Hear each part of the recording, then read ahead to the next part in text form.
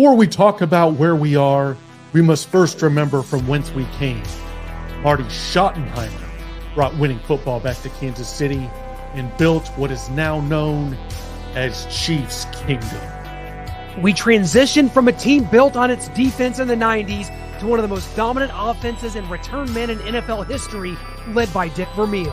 In 2012, a 2-14 Chiefs team displayed disastrous play on the field and turmoil off it. We asked to save our Chiefs, and in came Andy Reid, who immediately turned this franchise into a perennial playoff team.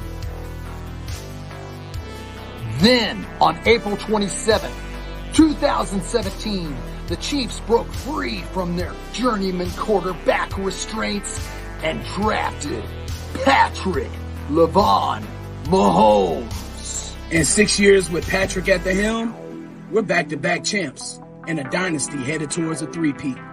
We are unrelenting for this city, these players, and this team. This is the show for the allies. Arrowhead allies. Well, welcome into Arrowhead Allies, everyone, and we have a very special guest for you, one of the newest members of the Kansas City Chiefs after draft weekend, unrestricted free agent, Ethan. Welcome to the show. We are so excited to have you. Former Marshall offensive lineman Ethan Driskell, everybody. Give him a round of applause. Yeah. What's up, Ethan? What's up, guys? Well, Brian, Ethan, yeah, Brian, go ahead. Oh no! Welcome to the show, man. Welcome to Chiefs Kingdom. I don't know if you're familiar with the kingdom, but we can be a little rowdy, but we're always welcoming. We always got good barbecue on deck for you, man. So here's some virtual barbecue for you, some LCs. Yeah, I'm looking forward to trying it out. Well, you can't throw a rock in this city and not find a good spot, bro. So we got you covered. Don't worry about that. That's what I like to hear. I love barbecue, so I'm looking forward to it.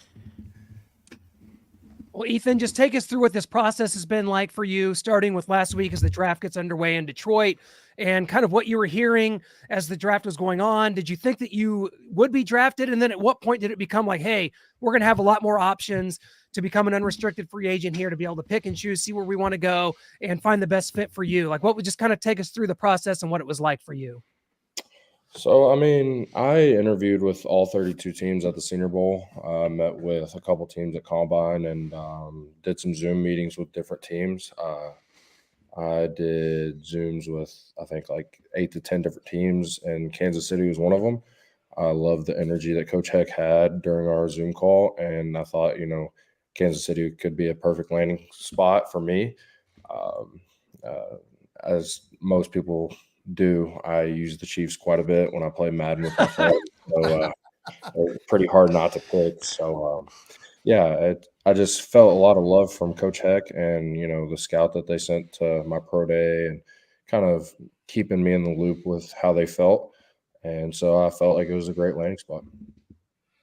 Well, Ethan, you came to the right spot. 12 months ago at this time, we had third-round draft pick Wanya Morris on our show, and he was buried on the depth chart. But I tell you, once he left Arrowhead Allies, he automatically got above Darian Kinnard, Lucas Niang, and before you know it, he was a starting left tackle after Donovan Smith went down with his injury. So good things are coming your way, buddy, and you can run that by Wanya when you get to camp. I hope so. I'm looking forward to it. Heck yeah. My question to you is, when we're all digesting draft stock and size and speed of these players, we see players and the first thing we see is the size. And then we see, oh, he's 6'4". Then we find out he's really 6'3". And then we want to be accurate. We've seen a lot of your work, I've seen one on your YouTube saying you're 6'9", 310. Is that correct? So without shoes, I am actually 6'8". I'm like 6'8" and like 3/4. So they won't give me the other. They won't give me 6'9" yet. So, and then I'm probably right around like 315, 320 right now. Cool. And just so we can get an idea who you mirror your game after, who is one of your idols? Like when you take the field, or when you became a left tackle, who is it you wanted to? Who'd you want to mirror your game after, Ethan? I try to mirror my game, and I mean, it's as much as I can because he's a stud. But obviously, Trent Williams is kind of like a big name in the tackle world. Just running through people and just his relentless effort and how he finishes plays. That's who I try to play like. Kind of with that chip on your shoulder of just go out and compete and be the best that you can be. And there's multiple tackles that I like to watch. Lane Johnson, Tyron Smith. I study all of them, so I kind of pick and choose parts of their games and try to bring it into mine. Ethan, I'm also 6'8", 315 pounds. That's without my shoes, and dry, completely dry, not soaking wet at all. So we're the exact same size. In all seriousness, I have a two-parter for you here, man, because I found something interesting when I was looking some of your profile stuff up today. And the first question I have to ask, man, is I know this has to be one of those just random things for you to discuss, and I don't know if a lot of people ask you about it or not, but it says here that back in 2020, you blocked a kick. Can we confirm this? I blocked 2 kicks that year. Hell yeah. Okay, can you give me, what was that like for you, man? Because obviously, you have your stationary position of being an offensive lineman, but blocking a kick, not once but twice, what was that experience like both times? So not many people know, but I actually started out my college career as a walk-on. And so I didn't really have value to the team yet. And our defensive line coach was in charge of our field goal block unit. And we had Josh Ball at the time as well as myself. And it was more Josh got the push on the block team, and I kind of just got my hands up. But when we played App State, they were kicking a field goal to kind of stay in the game, and I was able to redirect it with the block, and we ultimately ended up winning that game. And then we played FAU at home. Josh got great knockback on the guard. I got my arm up, and I actually had a nice tattoo of an owl eyes on my arm. So that was kind of like my first value to our program. Hell yeah, man! That's awesome. That's really cool. I love stories like that, man. There's those little random connections that you get, in your career. Now, in all seriousness, though, because in 2020, it says right here in 2021, 2022 and 2023, you started all 13 games at left tackle in those seasons. That obviously means that there was a substantial amount of growth from where you were in 2021 to those 2 seasons. And now you're looking to get to that next place. And like you said, Andy Heck, you felt like there was a good connection there. The scout he sent out there was good vibes. And obviously it was good enough to where you're now with the team. What do you think physically, mentally, emotionally, all that stuff together accumulated into who you are as a player, as a person? What is the next piece of evolution that you must go through that you believe you got to get better at in order for you to become a starting left tackle in this league one day? For me, my biggest thing is going into the room and just kind of learning from the older vets of the room and trying to emulate what they do well, and kind of take the coaching points that are applied to them and apply them to myself so I don't make the same mistakes. Obviously, you grow with the game, I think. So getting adjusted to the speed of the game and trying to apply my techniques and my talents to the next level. Yo, Ethan, let's go down the road a little bit. I like to play Back to the Future sometimes. I like to hop in the DeLorean. Sometimes we go back. Sometimes we go forward. Today, we're going to go forward. We're going to go Back to the Future Part 2. Great movie, by the way. Mm-hmm. So let's hop in a DeLorean and let's say that you've grown to be this franchise right tackle. Let's do that, because we had a situation where Orlando Brown Jr., where he wanted to be a left tackle. He wanted to get paid like one. And we thought it would be best. Well, maybe if you go to the right side, it might be a little better for you. Well, there's a chance of you getting paid to be a left tackle, but you're the franchise right tackle for the Chiefs. Would you want to play left tackle for another team and get a monstrous contract? Or would you want to continue winning Super Bowls and playoff games with Kansas City with Patrick Mahomes? What decision are you making? I'm winning Super Bowls. I don't care about the money. I'm here to win Super Bowls. I've actually only won one championship in my entire life, and it was in 2022 when we won the Myrtle Beach Bowl. So Super Bowl sounded a lot cooler than that. So Ooh, I got a follow up if I Yeah, could. go for it. Man, I can identify with that. You struck a nerve when you said that was the only championship you won. And I when I played football when I was younger, I went through some terrible seasons to where it would make anybody want to quit. For instance, one of our high school years, the players didn't like the coach. They revolted, didn't play. We played with 14 guys and we only scored one touchdown, which was the last, it was the last game of the year. We scored one touchdown. You thought we won a Super Bowl. But tell me from your experience, how not winning or consistently losing builds character within you and how that can be applied in life. Well, actually, in elementary school and grade school, so like my first, I guess I would say like 5, 6 years of football, I didn't win I think we may have won 2 games that entire time. So my first real winning season came in high school, and so that was just the best feeling. And for me, I feel like it just makes you so much more hungry to do it more. Absolutely. And I think a big question people want to know, Ethan, is are you up to the challenge to protecting our quarterback one, Patrick Mahomes, against all comers on the football field and off the football field? And I ask you that because I'm going to show this video. I'm going to get your answer to that on the other side, because when I say all comers, this could be a behemoth of a man, and we got this to show you right here.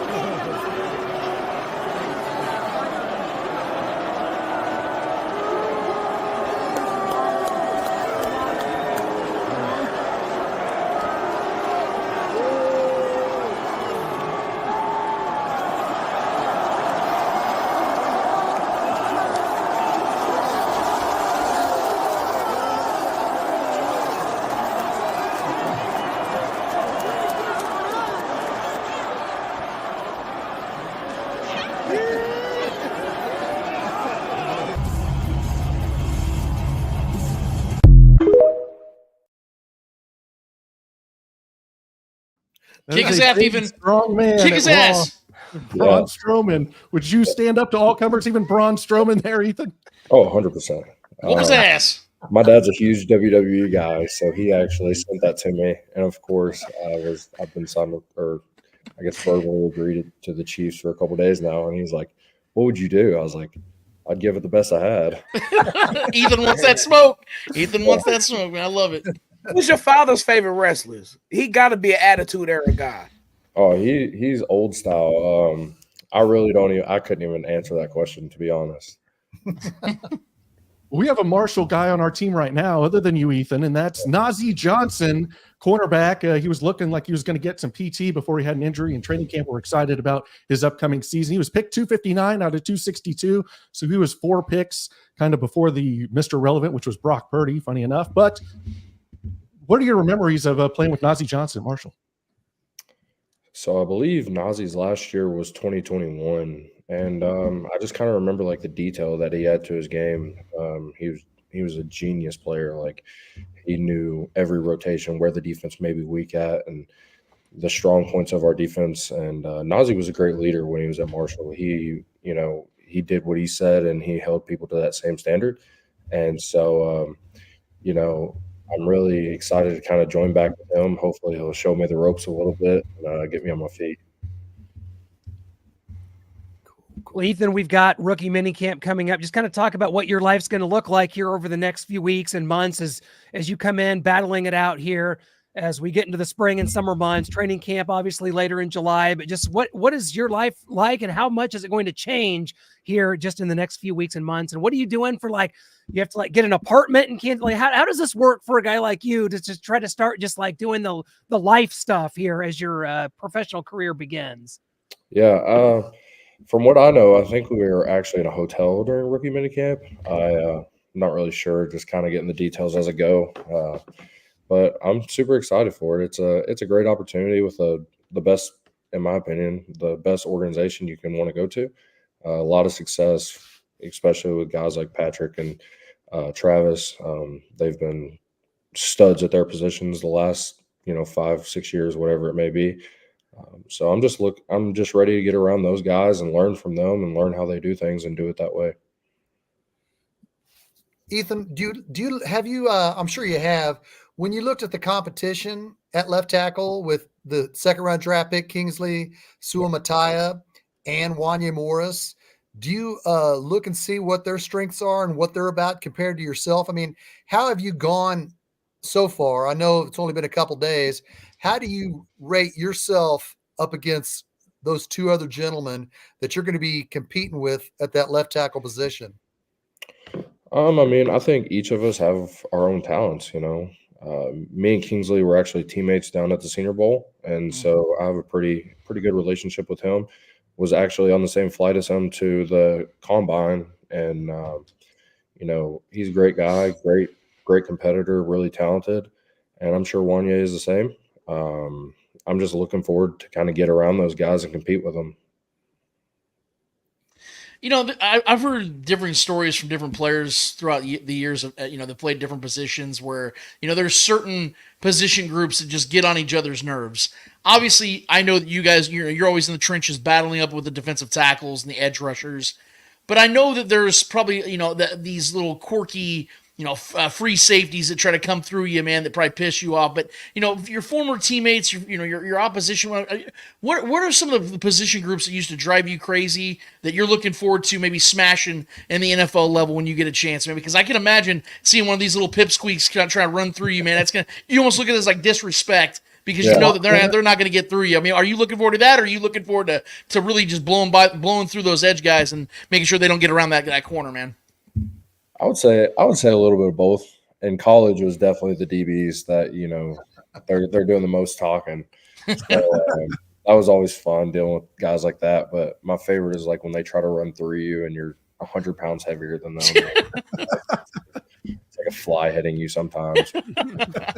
You know, I'm really looking forward to getting out there with those guys and seeing what they can do. Hell yeah. I'm interested. What's your choice of cleat?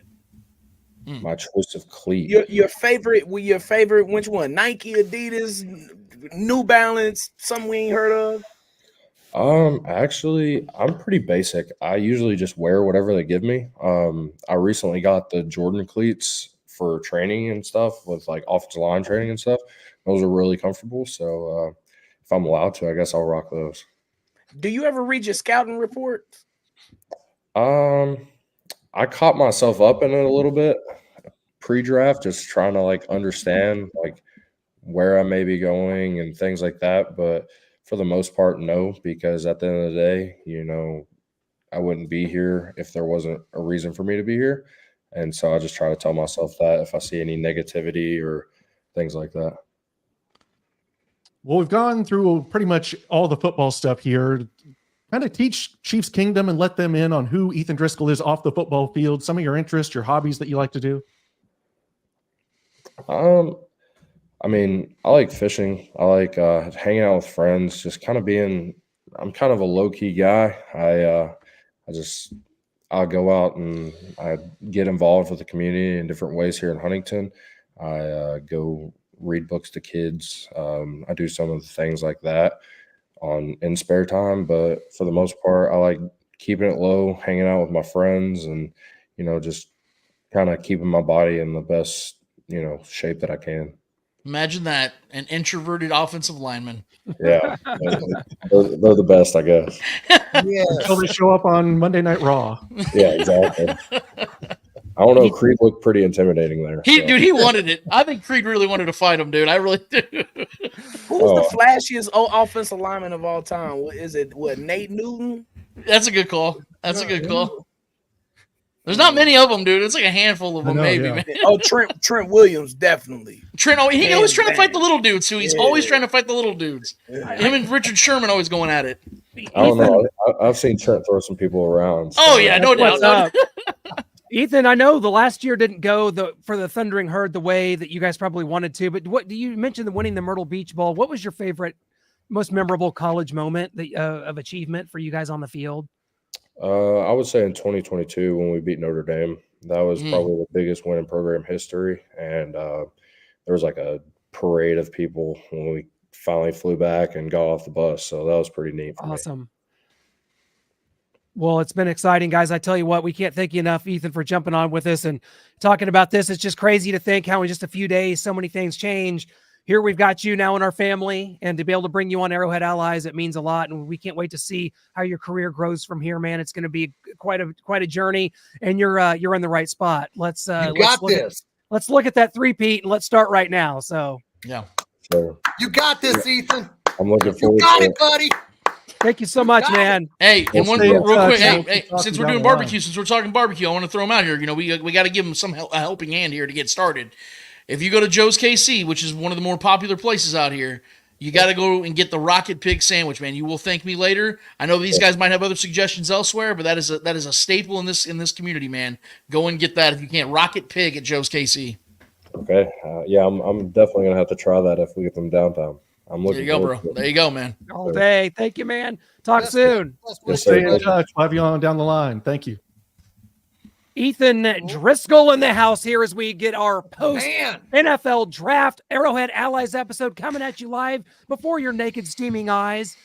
Guys, it's great to reconvene here after what was I'd say pretty prolific jaunt through Detroit, Michigan here last week for Noah and I from Starcade Media as we brought all the draft excitement to you. Hopefully, Detroit, I'd say just offhand, what a host it was. Record crowds. I mean, those Lions fans filled it up, and we had fans from all over the NFL. I'll tell you, I keep saying the NFL draft is going to have to get smaller at some point, but it just keeps getting bigger. And Almost I mean, it's a 800,000 juggernaut. That's nuts, man. It broke Nashville's record, correct?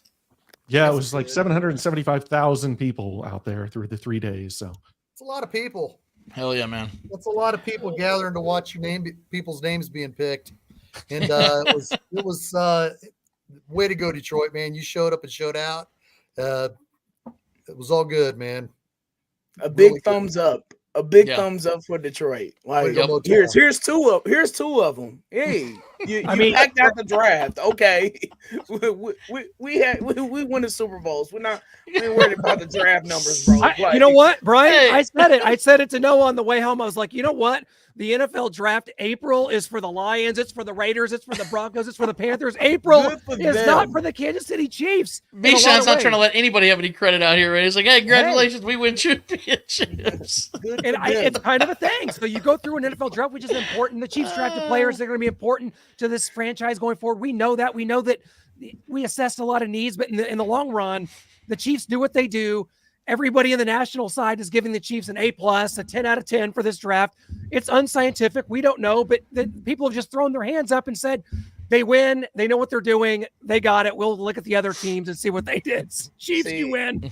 Yeah. Now that's one thing though. Like, come on now. Like, we talking draft grades a day after. Not you, Clint, but I know. just I know what you people in mean. general. Like, bro, what we doing? These guys haven't signed a contract yet.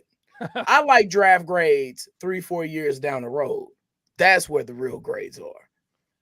nobody's that patient enough, Brian. We got to give him out now. I need to know how this draft Right. was right now. Did Xavier Worthy, is he a Hall of Famer or not? I need to Let- know right now. Let's Well- look up Isaiah Pacheco's draft grade in 2022. Let's look that up and see what it was. Well, since we're going to go specifically with this one, unless somebody has that information for Pacheco from 2022 they want to show, I'll I'm get getting it right, right to now. I'll get right to my draft recap. And from rounds 2 through round 7 through the UDFAs, I'm going to give the Kansas City Chiefs an A+. For the first round draft pick in Xavier, don't call me James Worthy. I'm going to give him, I'm going to trust the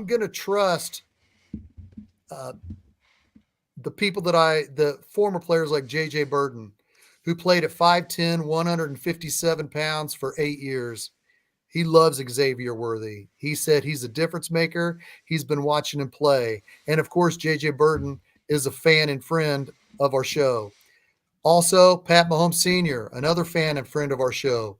He loves Xavier Worthy and what he's going to bring to the Kansas City Chiefs.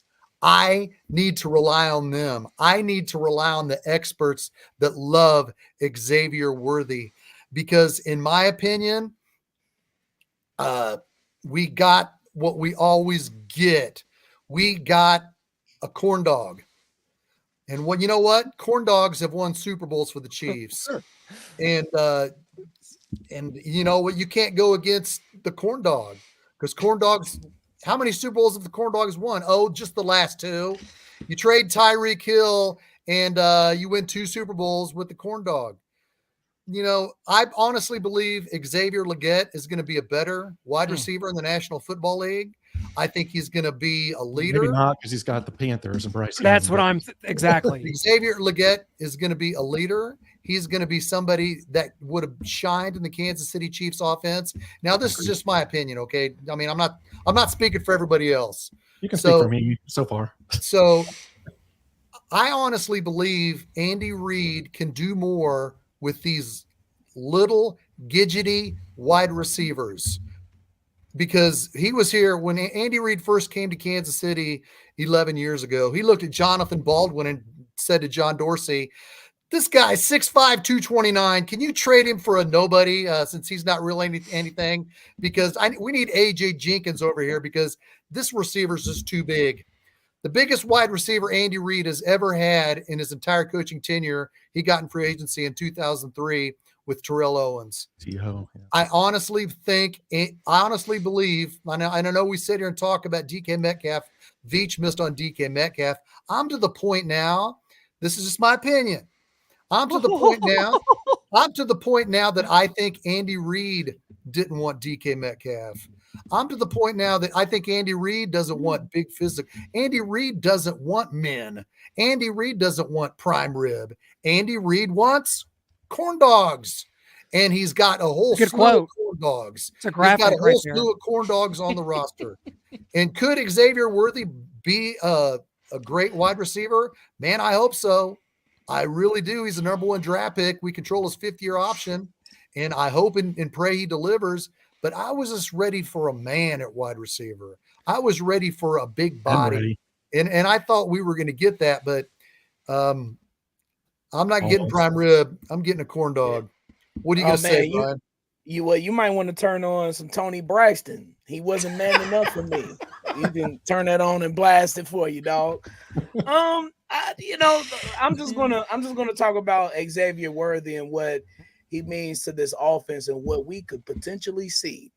I think this opens the floodgates for Travis Kelce to play a couple more years. I think it opens the floodgates for Rashee Rice just to shine and to get over 100 catches, talking about over 1,300 yards. There's so many places where you can line Xavier Worthy up on the field, and he's going to be a threat. Look at what else is going to be on the field with him.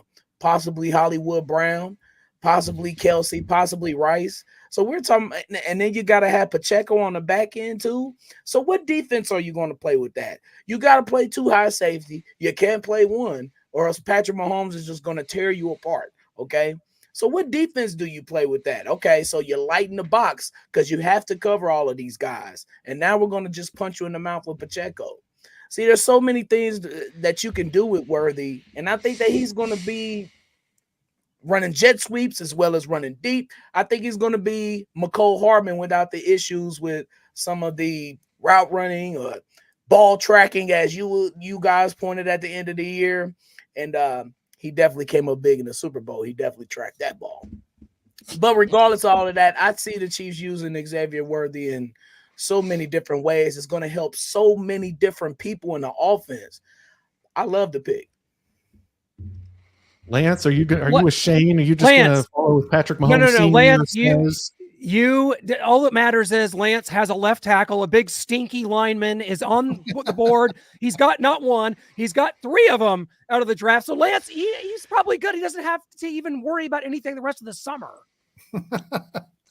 There is truth to that, I will say. And first of all, let me say, I was surprised, and not just because he's a wrestling freak, but I was expecting Clint to be dressed up like Ric Flair because he got his first round wide receiver. I thought he was going to come in here, style and profile, woo! I thought he was going to come in here with the not Nature Boy. I thought he was going to do the whole thing. He didn't do it, and I was kind of disappointed by that because you won. Well, the jury's still out on the player, Lance. We're still a little, I don't know. That's fair. I will say this, because a lot of people, I actually bought a big old box, I don't know where they're at, the things that clean your ears out, and I know I have a card for an optometrist that people that can't see clearly, because I've been saying that I want Xavier Worthy to work out.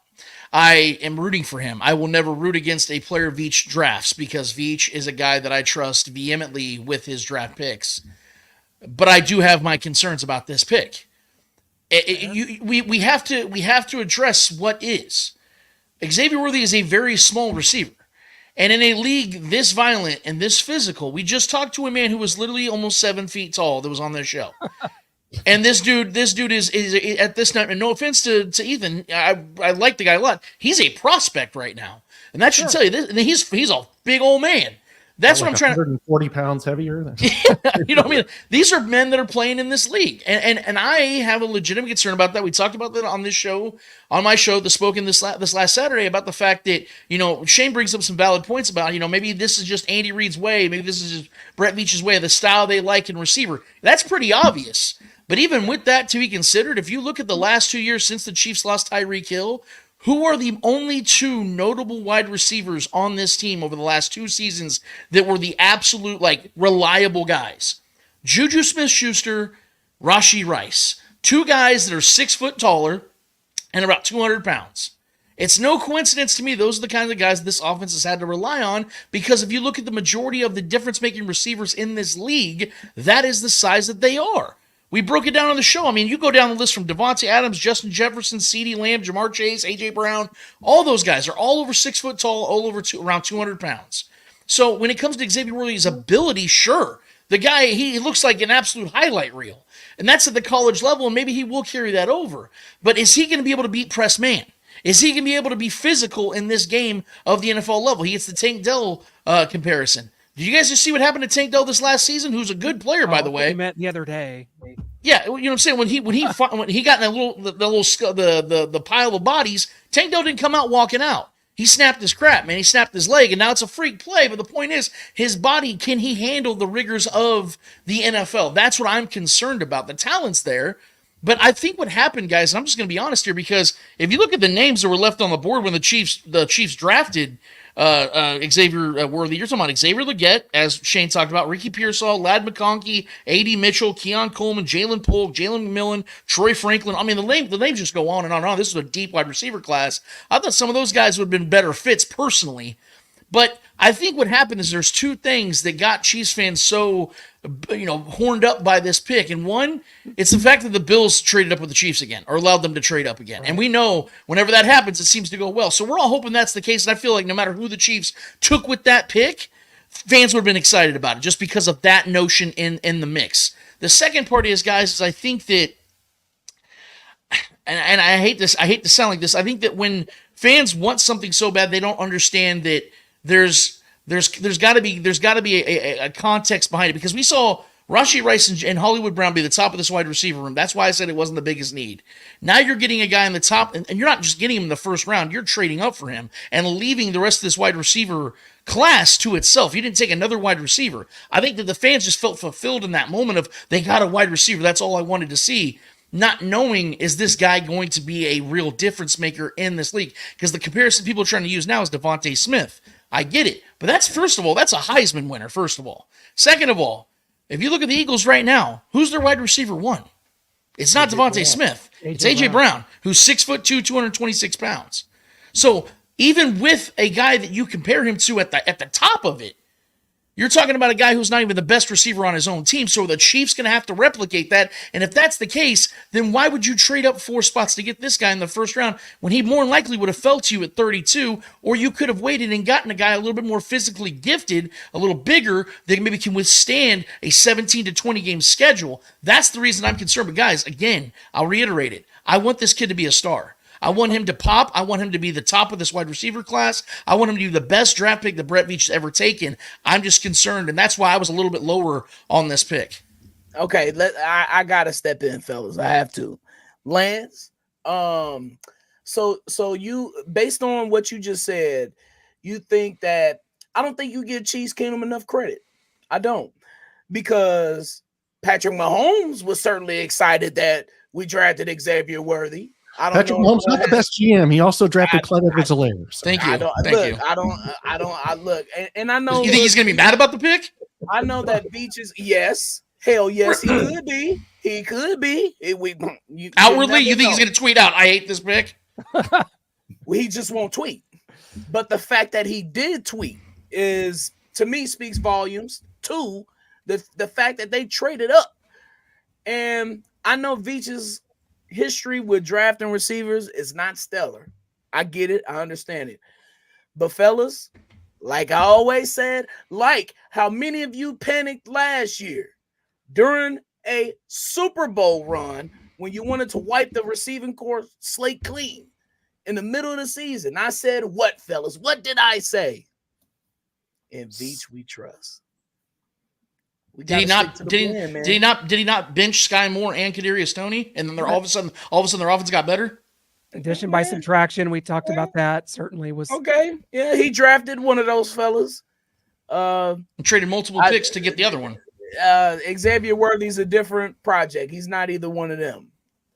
In Veach we trust. I'm in the middle here, and Noah, we had a long ride home to talk about this, Noah, and you are, I'd say a lot of what Lance has said over the last couple of minutes that you reiterate, but if there's anything you want to add to that, because this is tough for me. I'm a classic fence sitter on this pick because I watched Texas play. I know AD Mitchell on the other side is someone I liked a little better. And that's based on my unscientific, my untrained eye. I try to watch as much college football as I can. When it comes down to it, I don't know as much as NFL GM. So I defer to the Chiefs mostly when it comes to receivers, although Brett Veach is now 1 out of 3 on drafting them high in the first 2 rounds. So Noah, can you pull this all together, man? Put a bow on this and let's get off Xavier Worthy for now. Yeah, I mean, I wanted a receiver. Everyone knows that. I always want a receiver. I want it with every pick. But yeah, this one I wasn't super high on. This wasn't the guy that I targeted. Like Lance said, it's either got to be like Deshaun Jackson, Devontae Smith, like Shane said, JJ Burton, or a bust, a John Ross, Marquise Goodwin. So there's not a lot of varying in who this player can be. But I did go back after we got home, and I watched some more highlight tape. And of course, you watch anyone's highlights and you think they're going to be good. Like, oh, Jeff Webb, he's great. Jerome Wall, what a great example. Freeling Speaks, he's going to be a monster. But I did see fluidity in the hips and flexibility, which McCole Hardman doesn't have. He's stiff as a board. I saw locating the football, like Brian talked about. He can do that down the field, even way up. I mean, he's got his head turned all the way back, locating the football, always has track of it, never loses track of it. And I just think that he can be not Tyreek Hill. He's not going to be Tyreek Hill, but he's going to be much better than McCole Hardman. And I think we can, like Deshaun Jackson, I think had like 900 yards his rookie year. I don't know if he's going to quite have that unless Rasheed gets suspended. If not, maybe we can see like 600-700 yards and 4 or 5 touchdowns out of him.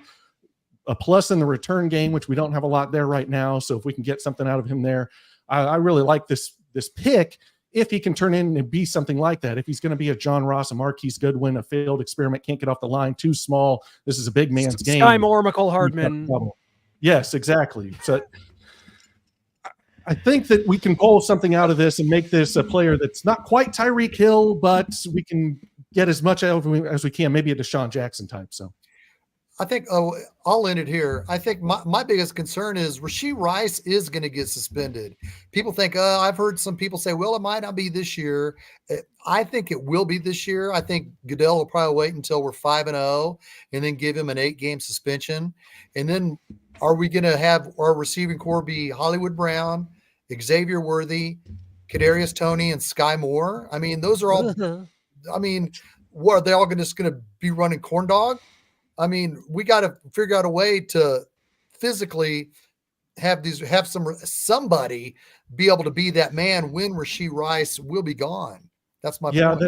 that is a problem. And I think this pick for Brett Veach is the one where, like, man, I got tricked in McCole Hardman. This is who he meant to pick. When he was picking McCole Hardman, he thought he was getting Xavier Worthy, but instead he got a guy who is credited with a kick return against the Texans, and he won the Super Bowl. He was wide open, but he did catch this deep pass. Remember that one time? Like, I think we're getting the player that Brett Veach thought he was getting when he traded up for McCole Hardman. Instead, Brett Veach made a mistake, and he's finally admitted it, saying DK Metcalf might be a guy that stands out. Looking back on DK, there was areas that we weren't sure on, but there was none maybe that should have prompted us to bypass that. I think that's one player that sticks out that he should have drafted, and I'm looking very angrily Yeah, I at was him gonna say, to hold him up at the back of the staring into collar. his soul with a Sid shirt from Toy Story. I'm just mad that he didn't admit this to us in February of 2023 when we were asked him this very question at the combine, and he skated around it. Now it's time to admit it.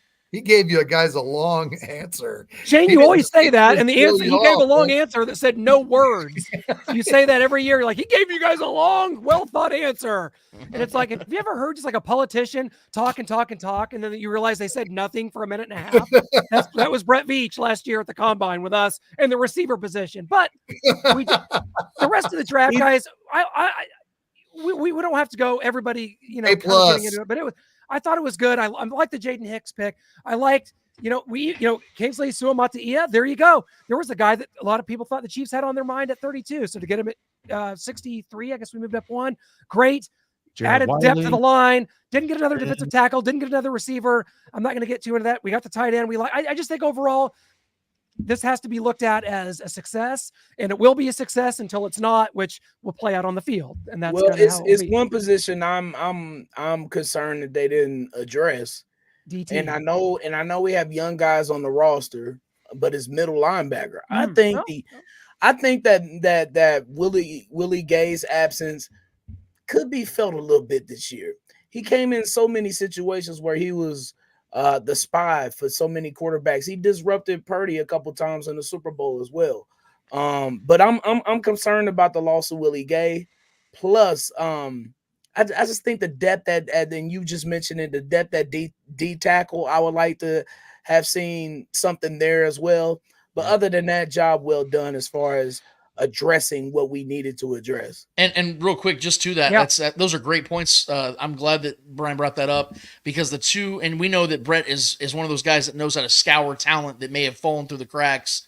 UDFA's the two guys that were notable for me that maybe we could look out for is Penn State's middle linebacker, Curtis Jacobs. And another one is Fabian Lovett Sr. from Florida State. He was a defensive tackle. Both of these guys had third, fourth, fifth round grades. They were supposed to be drafted. I don't know what happened. Maybe it was like a Trey Smith situation where, they had some medical issues or maybe off-field issues. I don't know what the case is. I just know that both those guys were guys I even looked and mocked in some drafts before the draft took place. So maybe those are guys they were confident in that can maybe make this roster and become something. I don't know. It's kind of a far-fetched idea at this point, but I agree with Brian vehemently, especially at defensive tackle, because the idea of giving Chris Jones, a legitimate running mate for the first time in his career would excite me, especially now that he's getting a little bit, into his earlier or later years. I would really like to see that. So I definitely agree. But yeah, man, I mean, my God, guys, if Xavier Worthy pops, not to bring him back up, I'm just talking about with the collection of this class. If he pans out, if he ends up being a stud, this is an incredible class. I think it's going to be an incredible class, even if he isn't an absolute stud, because I'm the biggest Kingsley guy. You guys know this. I think he's going to be the left tackle for this team for the next 12, 13 years. I really believe that. I think Jared Wiley, he will never be Travis Kelce, but no one ever will be. But if he can be 50 to 70% of what Travis Kelce is, that's one hell of a pick in the fourth round. And like I said, the offensive line, adding those guys because of the uncertainty of Creed Humphrey, Trey Smith, Joe Tooney, not knowing what's going to happen with this offense over the next year or two. I thought Brett Veach knocked it out of the park with the value that he found later in the draft with some of these guys, man. So yeah, it's an absolute success. You're 100% right, Clint. Yeah. We've heard of the Expendables. Yeah. Hunter Norzed was that guy, Lance. Because Nick Allegretti type. Yeah, people think he's a Nick Allegretti replacement, but if we lose Trey Smith or Creed Humphrey next year, then there are lots going to be dependent on him. So, I love these picks. I love the 6th round pick, the cornerback out of Tennessee, Kamal Hadden. Man, the kid would have been a 2nd round draft pick if he didn't break his collarbone in October. He's great. He's freaking high. He can high point the football. I mean, he can make plays. I love that pickup, man. Nobody on this defensive backfield, in my opinion, outside of Justin Reed and Trent McDuffie, I don't think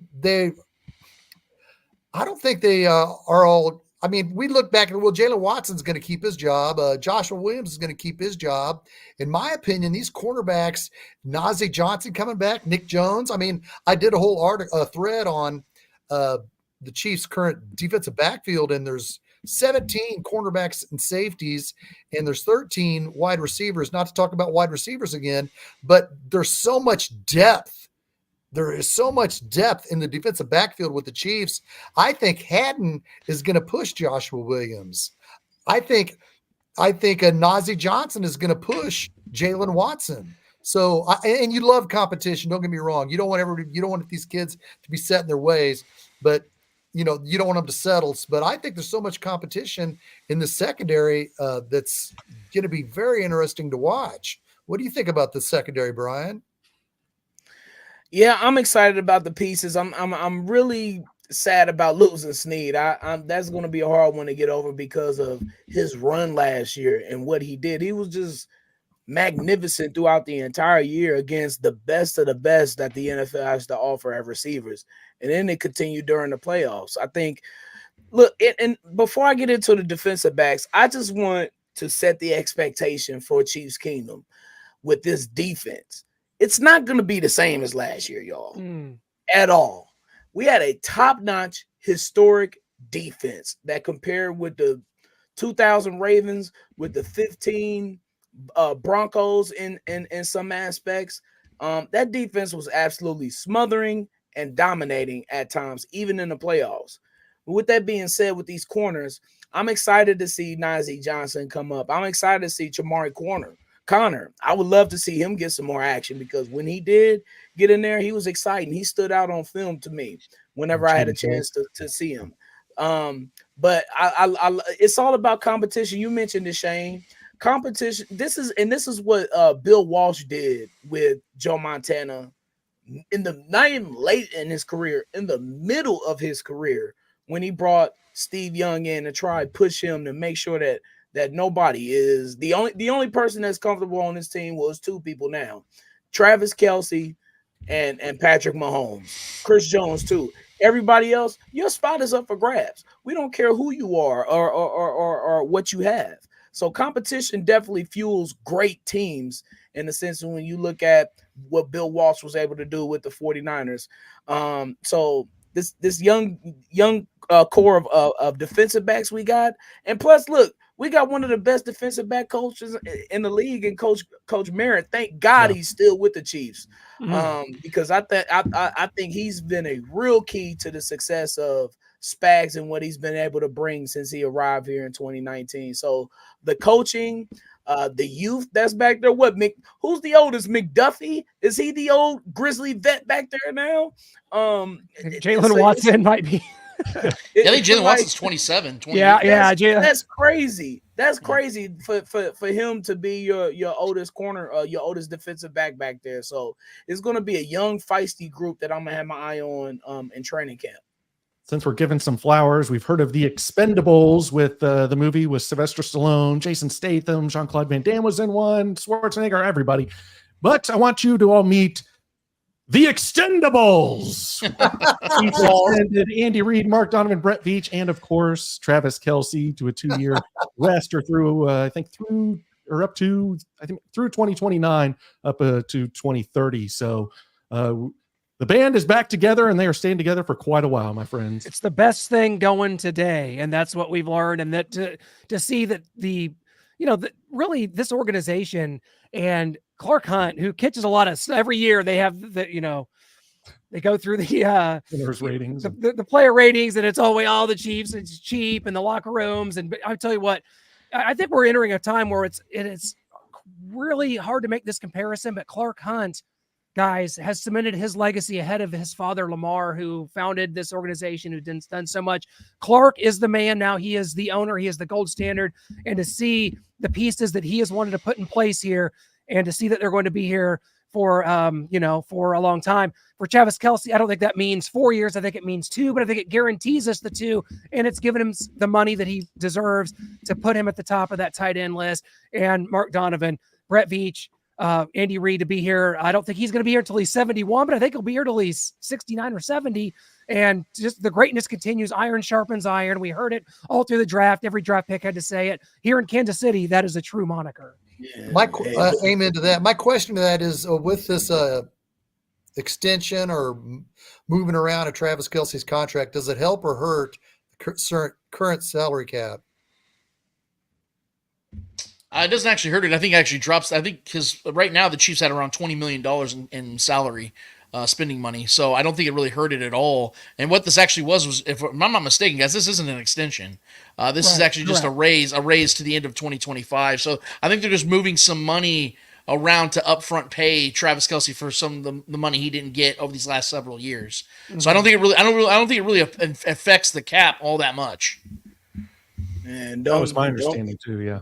Don't let Clark Hunt get this 3-peat either. You know, you ain't gonna be able to tell him nothing when he walking on the plaza. Right? Well, especially when he's about to get a stadium fully financed on the Kansas side in about 5 years. Lance, I gotta say, I don't know how deep we want to get into it. We will at some point, but the more real that becomes, the more I think people should kind of apologize to you, because you've got raked over the coals for that. And I'm sitting here, I'm someone grew up in Missouri, a giant Mizzou fan, and I'm like, I hate the state of Kansas, forget it. But the more time that goes on, the more I see Wyandotte County and the things that go on, the more times I go down to Sprint Center, like last night, and hate walking one block because the city's crumbling and I hate downtown. Jackson County's a disaster. Lance, the more I think about wide open spaces, hey, you know what? I'm good with it. If it's going to be Kansas, it's going to be Kansas. And I'm preparing myself for it to be okay in my heart. I look at it like this, man. Obviously, growing up here on the Kansas side, I always adored Arrowhead. But I told you guys over a month ago when we saw the proposal from Clark Hunt, I knew right then and there what was going to happen. I knew what was already happening. And I told you guys I had already gotten intel on the Kansas side of things that the Chiefs had already bought property over here west of the Legends. Because they didn't want that to pass. They did not want that vote to pass. Exactly. Right? Exactly. They put a half-ass proposal out there that they knew Jackson County was not going to bite on. And with the frustrations going on with downtown and the Royals ballpark going on at the same time, they were hedging their bets, man. They knew that worst case, they get a barely revamped Arrowhead and they stay where they're at, and they still get people to spend $500 million. Now we're looking at 30 years of financial free money. They got these star loans or whatever they're called, star bonds. Thank you, star bonds that are gonna fully fund whatever the Chiefs want to do over here. And you know that Clark deep down has always wanted that retractable roof or that dome, whatever you want to call it. He wants that, and he's gonna get it. So it's just a matter of when, not if. And I know that it sounded like me being some arrogant Kansas dude on this show, but the things I was being told and the things we had seen in our face, and what Clark Kent and Mark Donovan were saying about the area over there in Jackson County about how it's not worth spending money out here, it's not worth building an entertainment venue out here, it's not worth any of these things. We've had 50 years of data to show this. I knew that it was wrapped up. But the good thing is, guys, they're not moving out of the city as far as the metro. They're not going to San Antonio. They're not going to go anywhere else. They will be here. That's all that matters at the end of the day. Yeah. No Albuquerque cheese for you, Lance? That was back in Madden 07. I think I had somebody in Albuquerque. San Antonio for sure. Albuquerque. For the next 6 years, it'll be a short drive. Yeah. Here we go. It's a short drive for me to the raceway. I'm heading out there on Sunday. I'll tell you what, it's just, I don't know, maybe it's because Missouri and Kansas are in different conferences now. There is something about the area that Wyandotte County, and that's not necessarily where it would be. We're getting way ahead of ourselves. A lot of people don't even want to hear any of the stuff around this right now. We're just kind of more on the star bonds for me. I learned that word this week. I can't even believe I know what that is. But Kansas is rolling it out, and if that's going to be the case, if that's going to mean Final Fours and WrestleManias, there's worse places for a stadium to be. That's for sure. You know, there's a small but important caveat to all of this too, that people are not talking about, and it's the fact that the Chiefs have a year. Both teams only have a year to decide, so they got until June of 25, I believe. They said Clark still has to get Arrowhead ready for his soccer cup that's coming. So I'm glad you called it that. Yes, that's his soccer cup. I love that. The little soccer game coming to Arrowhead. Don't call it brother right the city for. Yeah, that only 3 billion people watch. Yeah, except me. Yeah, I think it's like a black and white ball. I don't watch it Okay, either, so- Lance, let's let all those people from Iceland come stay at your house then. I got enough people coming. Lance is staying there with you. Yeah, I got enough people from Doucheland coming over, so we're good, man. I'm all booked up. Oh, we'll figure it out. This organization, now the Royals, I can't speak for them. They're going to be on their own on this. And the Chiefs are just like Sting after he got screwed over by WCW, said, I'm officially a free agent. I don't know. You may or may not be in my price range, NWO. Like, this is where the Chiefs are, and it's on. And this is how it should be. There are ebbs and flows to this, and may the best situation for the Chiefs win out, and I believe it will. Noah, do you have anything about – and we had another graphic, I think, to get to before we headed out. No, we don't. I can. Wow. I mean, there's a lot of people talking about running backs. I know Clint's not going to want to talk about this. There is breaking news on Twitter. What's that? Well, I mean, it ain't breaking news, but it is. It said that the report was the Chiefs called the Seahawks in this year's draft to see if they could go get DK Metcalf. That's hilarious. They literally just tweeted it out. Yes. Dude, hey, whoa, is this true? Bro, they tweeted like 10 minutes ago. And I didn't want to interrupt the conversation that we were having. Brian, I've been waiting for someone to say something like this for 4 that is a report that is out there by NFL Rumors. NFL Rumors, there it is. The Chiefs reportedly called. Oh God, Seahawks, come on, heck a daddy up. Hey, this tells me tells me that the Chiefs, with the salary cap space, don't rule out trading for Brandon Ayuk. I mean, come on, guys. If this is true, what's just now breaking on Twitter about DK Metcalf and the Chiefs were interested in trading for him in the draft, if they got money and they need a proven freaking veteran wide receiver, we need a veteran presence in the wide receiver room. Even though MVS was dropping balls last 2 years, he was the veteran presence. The Chiefs need a veteran presence in their current wide receiver room. I would enjoy a trade for Brandon Ayuk. What do you think, Lance? Talk to me. Well, I first of all, before I say anything, Brian, who was they that reported this that you saw? It's on NFL. Oh, it's just NFL Rumors. That's okay. I knew it. I blocked them for a reason. So when it comes to these reports, I listen. I hope this is real, but I'm not seeing it from any like Adam Schefter and Rapport or anything like that. I'm just seeing it on Rumors. Maybe it is true, but I mean, if we're gonna go off, let's go off this real quick. Let's say this is true. Obviously, everyone's going to say, "Oh, yeah, that's Brett Veach trying to, rethink his inks and make up for the mistake he made before, 5 years ago." Or what it also means is he knows what I know, that this wide receiver room clearly needs veteran presence. This is what I've been saying for 2 whole years, guys. They won despite their wide receiver room last year. They won despite it. The year before that, they had the most explosive and best offense in the NFL, and their best receiver was Juju Smith-Schuster. DK Metcalf is light years better than that guy. And my point is, you add a presence like that to this offense, no offense to Xavier Worthy or anybody else, but that's the guy. That's the man right then and there. The problem is, Noah and I knew that was the man. I drafted in him. 2019. We drafted. Draft doesn't count. Actually, DK Metcalf scored an 80-yard touchdown against Alabama that ran right up Noah's rear end, up in the tunnel, covering the game at Ole Miss. I made the pick. But awesome, Lance, you're correct. You guys realize we flew to Miami and tried to bring DeAndre Hopkins home with us last year. And I thank you for that.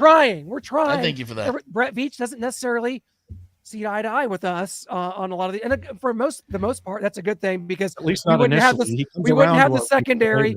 We wouldn't have some of the depth at linebacker or some of the edge. We wouldn't have a lot of those guys, but we would have a better receiver room. That much. But that still shows that the Chiefs are looking for that veteran presence in the wide receiver room. And I'm glad they are. So, I think that's great. What do you think about the possibility of trading for Brandon Ayuk? I don't know what that would be. You got your third.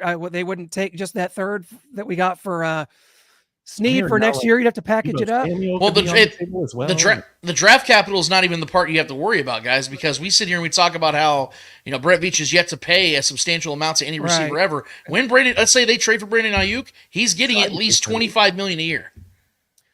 He tried to pay Tyreek. What was it, like 26? 25. It was 25. Yeah. I'm saying Tyreek Hill obviously is an elite specimen freak, great quarter. No one. If we heard that news and they signed that dotted line, no one would have ever thought twice. Brandon Ayuk, on the other hand, awesome receiver, good receiver, But you got to, I mean, you're going to trade multiple picks, probably some early picks, and also pay him $25 million, where Tyreek was already on the team, the better receiver, and you would just be giving up money, So yeah, that's a good point. We'll Would see. you guys, I don't. would you I would guys be- be interested in him? Would you I'd guys be be interested? surprised. Brian, would you be interested in Ayuk for a I'd veteran rather have presence? DK, but I think we have other needs to fill. I think the wide receiver room is fine how it is, but of course I will welcome it. I just think we have other needs. I mean, trading picks and like giving a ton of money, like Lance was talking about, versus like we could have just drafted these guys that were on the board right there for us, whether it would be a George Pickens or a DK Metcalf. I'd be like, okay, like vindicated, right? They should have done this, but now like it's costing us way more on the back end to correct this mistake that they did in drafting Mecole Hardman, Sky Moore. So part of me would be like, yeah, we got this player. And part of me would be like, God, why didn't you listen to me? We could have had this guy right there. He's sitting right there.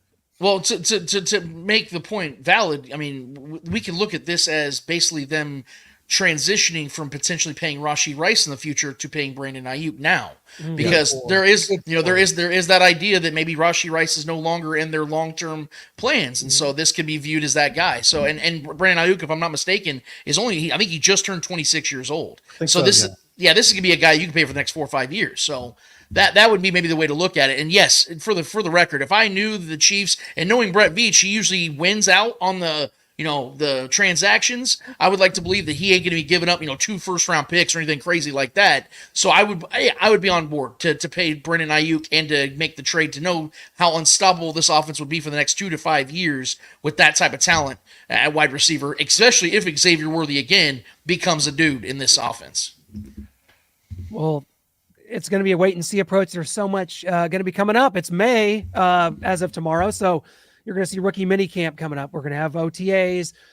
This thing kind of starts moving, and then there'll be a little bit of a window until July. In the meantime, here at Arrowhead Allies, we're going to try to line up some guests. We're going to try to have some fun this offseason and try to bring some content to you, because that's what we do. You don't see it anywhere else. We really pride ourselves on this being, just the pinnacle of Chiefs talk. And Lance, you being on board, I'll tell you, we're 3 shows in, and I can't get enough of our own show. I can't get enough, and I'm on it. No, honestly, man, I appreciate you saying that, but it's I love talking to you guys. Brian, I get a chance to talk to Brian Biesheimer, but I absorb every time he talks, because I feel like him and we see things differently, but I always feel like I learned something from him. Agreed. And you guys, I love you guys. You guys know I appreciate all you guys, man. So it's you guys. You guys let me come up here and jump, bump my gums for a little bit. I appreciate you guys. Well, man, Big thanks love, for Lance. another great show. Thank you, Mr. Ethan Driskell out of Marshall. Best luck to you. Like I said, we're his good luck charm. He's going to be freaking busting his way up that depth chart. He's going to make it happen. He's a man. Andy Reid's got corn dogs as his receivers. He's got a man at left tackle. He's got a lot of men at left tackle. Kingsley's a man. Wanya is a man too. So, gentlemen and brothers, Arrowhead these Allies. freaks, Arrowhead Allies, until we're back on here in a few weeks with more breaking Chiefs news, maybe a guest. Till next Go time. Chiefs! Go Chiefs!